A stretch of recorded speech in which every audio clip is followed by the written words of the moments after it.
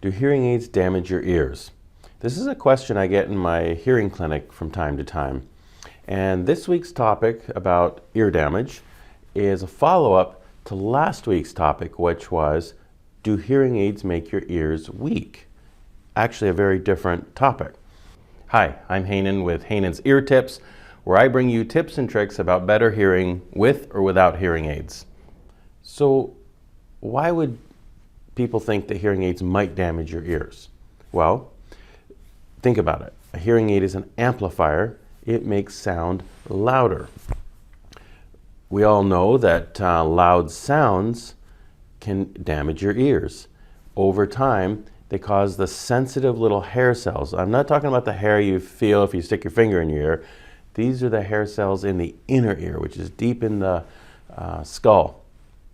And these sensitive little cells, over time, can be damaged by exposure to prolonged loud noise or instant impulse noise that is super, super loud, like a shotgun going off beside your head. That can cause instant damage. So the hearing aids, because they make sounds louder, cause your ears to become damaged. Well, actually, the answer is no. Let me explain. Hearing aids have an electronic system in them called automatic volume control. There's actually more technical names for it, but automatic gain control or wide dynamic range compression, and those could be great topics for another video. But basically, automatic volume control. How does this work? Well, the hearing aid computer is programmed to sense the difference between soft sounds, mid-volume sounds, and super loud sounds. So a soft sound would be like the leaves rustling, a whisper, the rubbing of your clothes, rubbing your hair, those types of things. And extremely importantly, certain parts of speech are actually soft sounds. The S's, the T's, and there's many others. So hearing aids are programmed to detect those sounds. And with hearing loss, one of the biggest things that people are limited with is the ability to hear soft sound. So hearing aids are programmed to boost soft sound a lot so that people with hearing loss can hear it. But a mid-volume sound, a lot of people have a little difficulty with that, not drastic. And so a mid-volume sound, like some of the parts of my conversation right now, are boosted a little so that people can hear more clearly. People do not need it to sound like I'm shouting in their ear. They just need to hear me a little closer and clearer.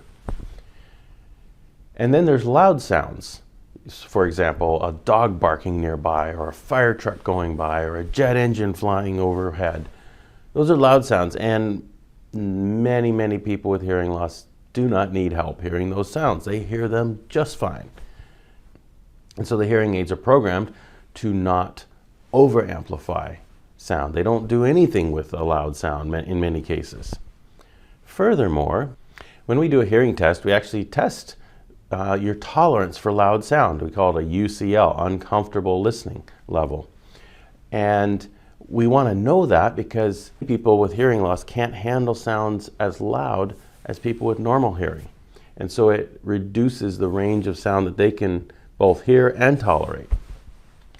And so with hearing aids, with a hearing test, we measure that so that with hearing aids, we can program the MPO, which is the maximum power output. I know, it's getting technical.